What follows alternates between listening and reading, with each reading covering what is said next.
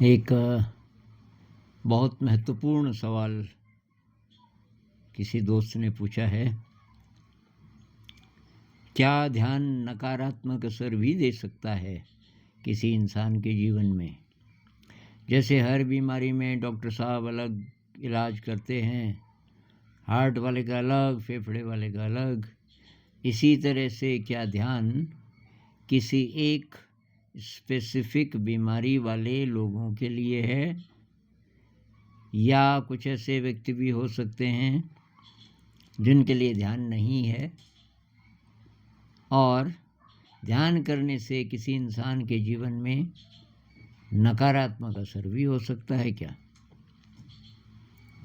और नकारात्मक न सही तो कुछ असर ही न हो, न सकारात्मक न नकारात्मक, यानी कि न्यूट्रल,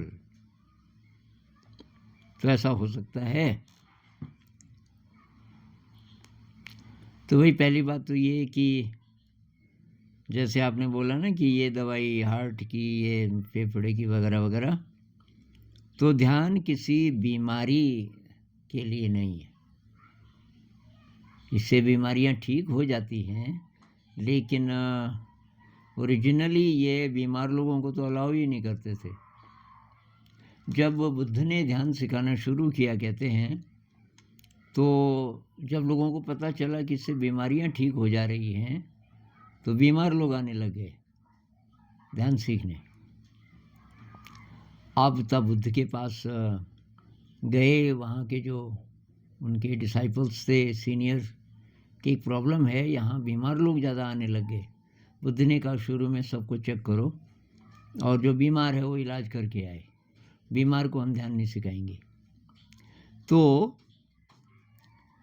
अब समय बदल गया। उस ज़माने में बीमारियां मेरे ख्याल से शारीरिक ही होती होंगी ज़्यादातर, और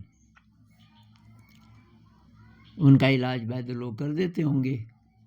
अब अभी के ज़माने में ये जो ज़्यादा सीरियस बीमारियां हैं वो मन की बहुत ज़्यादा हैं। मन की बीमारियां जैसे डिप्रेशन है, बाइपोलर है, ये वगैरह वगैरह, और इनका इलाज डॉक्टरों के पास है नहीं। और जिनको पता है वो यही कहते हैं, भाई ध्यान करने से ये ठीक हो सकता है। तो बहुत लोग यही जानते हैं कि ध्यान मतलब स्ट्रेस मैनेजमेंट के लिए है, और ये डिप्रेशन वगैरह वगैरह कुछ कुछ चीज़ों में हेल्प कर सकता है। लेकिन एक्चुअली तो जो बीमार है वो बहुत अच्छी तरह ध्यान कर ही नहीं सकता, चाहे वो शारीरिक हो चाहे मानसिक हो। तो फिर मैं सजेस्ट क्यों करता हूँ? इसलिए कि दवाई तो यही है। तो इस आशा से कि धीरे धीरे जितना भी ध्यान होगा शुरू में अच्छा नहीं होगा, डीप नहीं होगा, लेकिन थोड़ा थोड़ा इंसान ठीक होना शुरू होगा अगर उसके साथ वो और भी चीज़ें करेगा, तो जो कि मैं सजेस्ट करता हूँ। तो भाई अगर ढंग से कोई ध्यान करे, ढंग से का मतलब मैं बताऊंगा अभी, और किसी बीमारी से ठीक होने के लिए ना करे। ध्यान का जो असली उद्देश्य है कि भाई दुख से हमें मुक्ति चाहिए। बुद्ध कहते हैं ना, जीवन दुख है सबका। जो भी ठीक ठाक महसूस करते हैं उनके भी जीवन में दुख है। किसी प्रिय की मृत्यु हो सकती है, आपका बिजनेस गड़बड़ा सकता है, आप बीमार हो सकते हो, कोई सीरियस बीमारी, आपका एक्सीडेंट हो सकता है, आपकी मृत्यु आएगी। तो डर तो बहुत प्रकार का है। सब ठीक ठाक था परिवार में, लेकिन आपका बेटा ड्रग एडिक्ट हो गया, तो फिर बहुत प्रकार के दुख हैं। और बुद्ध कहते हैं इन दुखों की जड़ है तृष्णा। तो तृष्णा मतलब जो डिज़ायर है, जिसमें तब राग और द्वेष आ जाते हैं, इससे फ्री होना है। इससे अगर हम फ्री हो जाएं तो तब हम सुखी रह सकते हैं। इसके लिए ध्यान है, और ये लाइफ लॉन्ग प्रोसेस है, और एक ही जीवन नहीं। बुद्ध कहते हैं 7 लाइफ टाइम्स भी लग सकते हैं आपको पूरी तरह से स्वस्थ होने में। तो एक बात तो ये, क्या ये सबके लिए है? ये भाई जो इंसान है उसके लिए है और बेहतर इंसान बनना चाहता है। अब ये जो है ना कि नकारात्मक असर भी हो सकता है। अगर आप कष्ट को नकारात्मक माने तो भाई कष्ट तो होगा ही होगा। कोई बिरला हो सकता है जिसको ध्यान में कष्ट ना हो। खासकर जो मैं रिकमेंड करता हूँ विपस्सना मेडिटेशन, ये तो भाई ब्लिस के लिए नहीं है कि ये मेरे को अच्छा लगेगा, ब्लिस की फीलिंग आएगी, उसके लिए नहीं है। विपस्सना मेडिटेशन है शुद्धिकरण के लिए। ब्लिस आ सकता है, उसको सीरियसली नहीं लेना। ब्लिस तो डिस्ट्रैक्शन हो सकता है। जिसको सुखद संवेदना बोलते हैं, वो कहते हैं बहुत बड़ा डेंजर हो सकता है आपके लिए, क्योंकि आप उसमें लिप्त हो सकते हो, उसके डिज़ायर कर सकते हो कि पहले तो मुझे बहुत अच्छी तरंग आती थी ध्यान में, अब नहीं आ रही है, बस हो गए ना उसमें जो उलझ गए। उससे मतलब ही नहीं है। कष्ट आ रहा है, दुख आ रहा है। दुख मतलब आप बना सकते हो कष्ट को, अगर आप खराब मानो। वैसे तो कष्ट होगा, कष्ट मतलब पेन। तो पेनफुल सेंसेशन है या प्लेजरेबल सेंसेशन है, इन दोनों को तटस्थ भाव से देखना है। ये दोनों आएंगे और आपको आगे बढ़ते जाना है। तो नकारात्मक जो इंसान ध्यान इसलिए कर रहा है कि मेरे को अच्छा अच्छा लगे, उसके लिए तो भाई ये है ही नहीं, क्योंकि वो नकारात्मक ही बोलेगा इसको। जैसे ही ध्यान में बैठेगा थोड़ी देर में दर्द शुरू हो जाएगा। तो क्या न्यूट्रल भी हो सकता है? भाई न्यूट्रल तो नहीं, लेकिन इसका असर स्लो हो सकता है। कुछ कुछ लोग हैं जो बोलते हैं कि मैंने तो 10 दिन वाले 30 शिविर कर लिए, 40 शिविर कर लिए, 10-10 दिन के, एक शिविर में 100 घंटे का ध्यान। अब आप हिसाब लगा लो 40 शिविर जिसने किए होंगे तो। लेकिन तब भी कई लोग कहते हैं यार खास कुछ परिवर्तन तो आया नहीं जीवन में। तो इसका एक कारण ये हो सकता है कि उन्होंने पूरी तरीके से ध्यान नहीं किया, उसके सारे पक्षों पर विचार नहीं किया। नहीं तो परिवर्तन तो आता है, स्लो आएगा पर आएगा। अब ध्यान का मतलब ज़्यादातर लोग सोचते हैं सिटिंग, कि आप बैठ गए और आप देख रहे हो। ये विपस्सना मेडिटेशन में क्या देखते हैं हम, कि अपने शरीर को सांस से शुरू करते हैं, जिसको आनापानसति बोलते हैं। सांस आ रही है जा रही है उसके अवेयरनेस, और उसके बाद शरीर, और शरीर के अलग अलग अंगों पे ध्यान ले जाते हैं, सिर से पाँव तक, पाँव से सिर तक।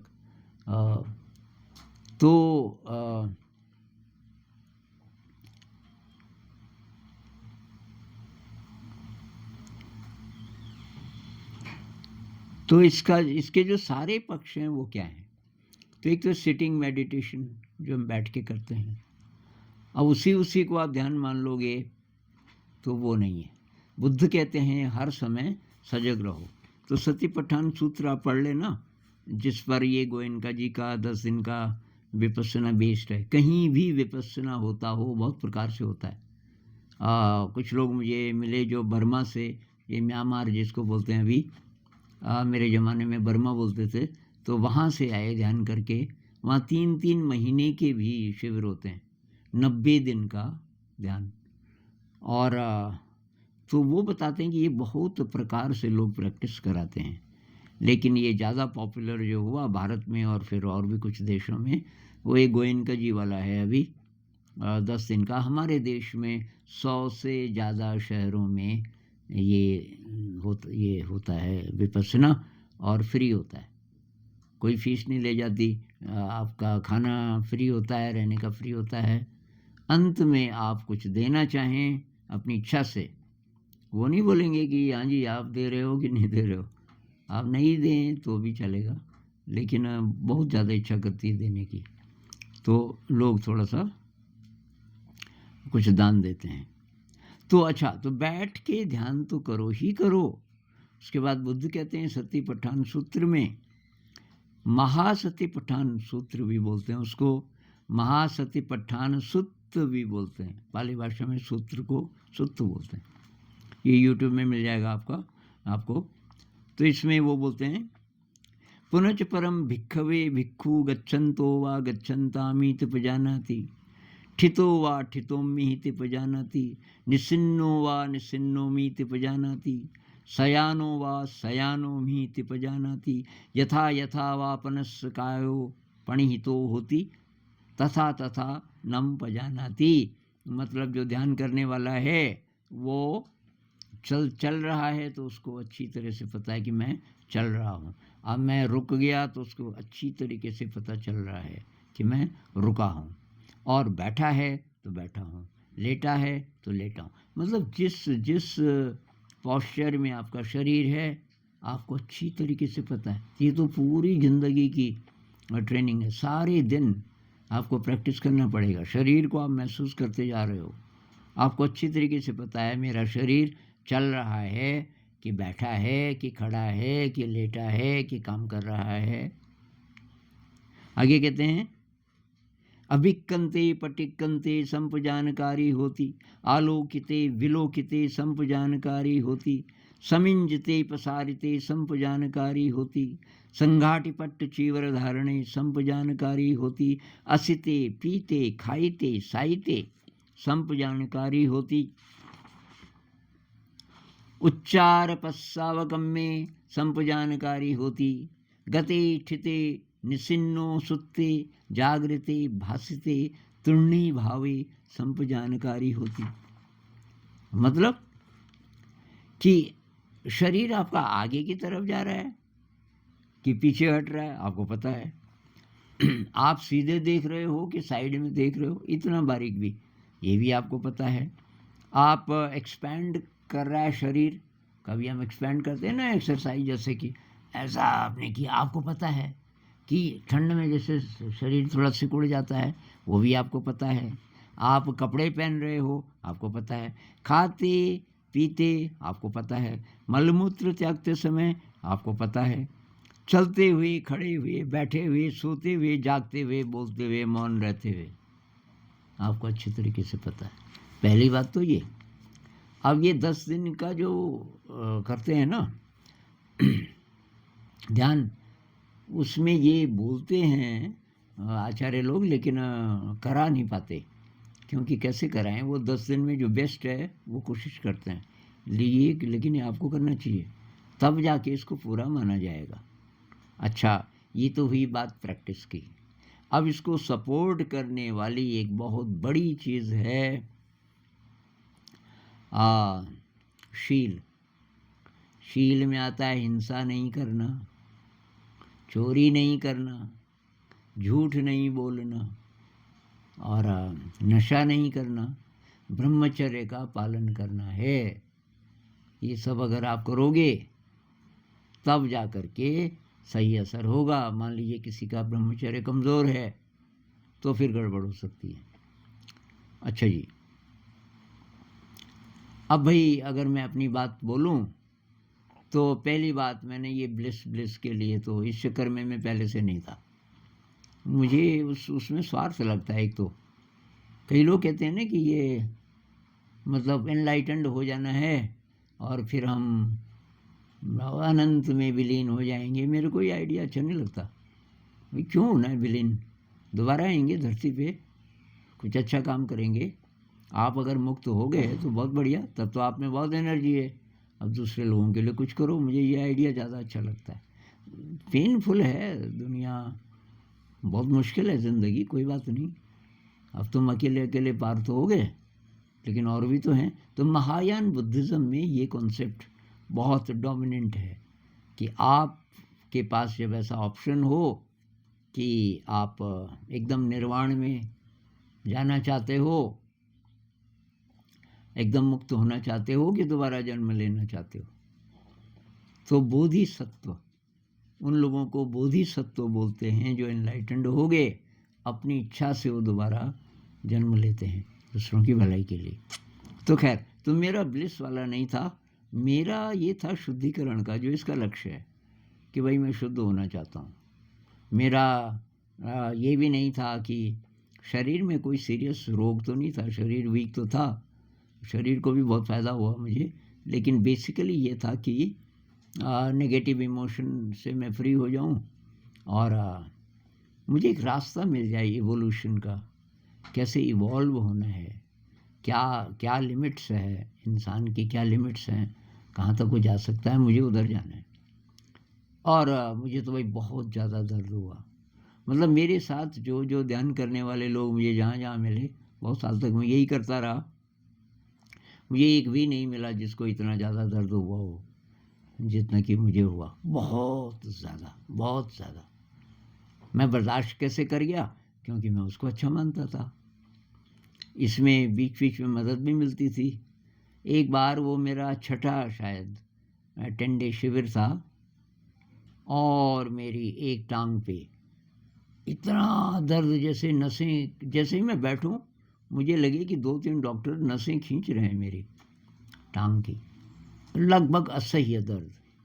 लेकिन टांगें तो मैंने नहीं खोली, मैंने कहा कुछ भी हो जाए। पर तब मैं परेशान हो गया। एक दिन चौथा या पांचवा दिन था, तो आचार्य जी के पास गया, मैंने कहा बहुत दर्द हो रहा है। उन्होंने बहुत आश्चर्य से बोला कि आप तो पुराने साधक हो, कौन सा शिविर हो रहा है ये? मैंने कहा जी ये तो छठा है। अभी भी नहीं समझे? मैंने कहा जी क्या?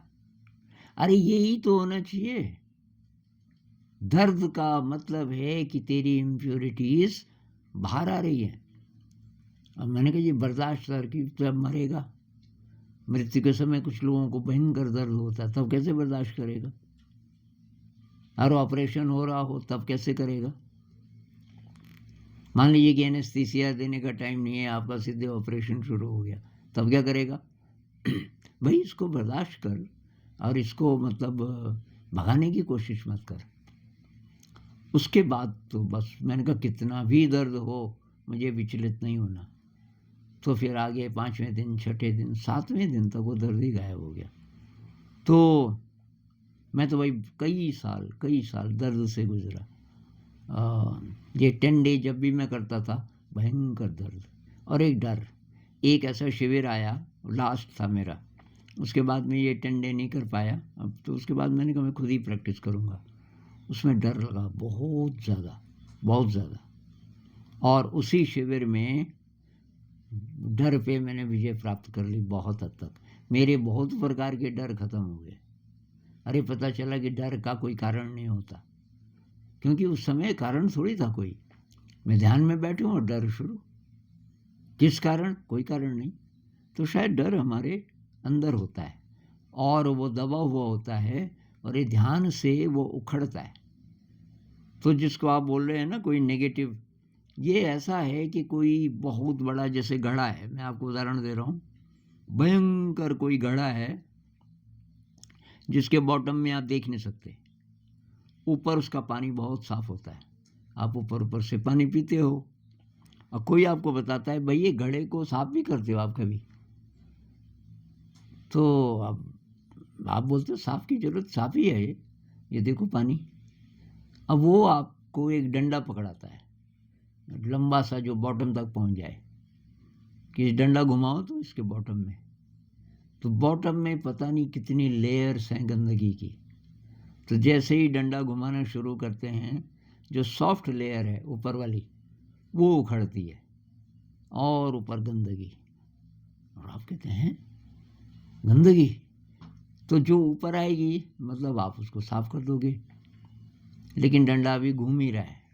अब जो दूसरी लेयर है जो ज़्यादा हार्ड है, वहाँ आपका डंडा जब उसको उखाड़ने लगता है, एक समय आता है वो लेयर उखड़ेगी। तो इसी तरीके से हमारे अंदर गंदगी की लेयर्स हैं, और किस रूप में हैं? तो भाई पैथोलॉजिकल न्यूरल नेटवर्क्स ब्रेन में और नर्वस सिस्टम में, पैथोलॉजिकल मतलब बीमार कनेक्शन, गड़बड़ कनेक्शन न्यूरॉन्स के, तो ब्रेन के अंदर भी, और जो हमारा जो नर्वस सिस्टम है, नर्व सेल्स का जो कनेक्शन है, कई जगह गड़बड़ है, वो टूटते हैं, डिसमेंटल होते हैं। आप ये किताब पढ़ना, द एंडिंग ऑफ टाइम, जे कृष्णमूर्ति और डेविड बोम। अब उस ज़माने में उनका डायलॉग ये शायद 70 या 80s का होगा। न्यूरोलॉजी अभी ज़्यादा डेवलप हुई नहीं थी, पर उन्होंने थोड़ा छुआ है इसको कि जो गड़बड़ लिंक्स हैं वो डिसमेंटल होते हैं। अभी इस पे काफ़ी रिसर्च हो चुकी है कि ध्यान से क्या क्या होता है। तो असली बात है, किसी थ्योरी पे विश्वास मत करो, अपनी अपनी प्रैक्टिस करो आप। मैंने तो भाई ज़िंदगी में ऐसे सीखा, मैं किसी पे विश्वास नहीं करता जब तक वो मेरा भी अनुभव ना हो जाए थोड़ा बहुत। तो क्या है क्या ठीक नहीं है ये आप देखो। और कुछ लोग हैं कि पहले मुझे सब बताओ इसके बारे में, क्या हो सकता है, क्या हो सकता है, क्या हो सकता है। तो अब ऐसे में आप कहीं आगे बढ़ोगे नहीं। कुछ अच्छा बोलेंगे, कुछ ख़राब बोलेंगे, कुछ बोलेंगे विपස්සना करो ही मत, कुछ और करो, और कोई बोलेंगे यहाँ पे ध्यान लगाओ, कोई और बोलेगा मैंने यहाँ पे ध्यान लगाया और मुझे तो बहुत ज़्यादा इसके गड़बड़ परिणाम निकले। ऐसे मुझे भी मिले लोग। तो आप अपने जीवन में इसको उतारो पहले ध्यान को। विपස්සना मेडिटेशन मेरे हिसाब से एकदम सेफ है, प्रामाणिक है। 2500 साल से लोग इसको कर रहे हैं और इसका दुष्परिणाम जिसको आप बोल रहे हो तो वो तो नहीं होगा, लेकिन कष्ट हो सकता है काफ़ी ज़्यादा। और जो कमज़ोर लोग हैं वो डर सकते हैं। एक तो आपका छुपा हुआ जो डर है वो तो इससे बाहर आएगा ही, उससे पहले भी डर सकते हैं, तो डर आएगा। जिन लोगों का नर्वस सिस्टम पहले से बहुत कमज़ोर है तो उनकी हालत ख़राब हो सकती है शुरू में ही। तो अगर ऐसा हो तो तब आप पे डिपेंड करता है। हिम्मत है तो ज़रा ज़रा करके आगे बढ़ो, सब ठीक हो जाएगा। नर्वस सिस्टम आपका ठीक हो जाएगा धीरे धीरे। आपका इंटेंशन क्या है, क्यों कर रहे हो ध्यान?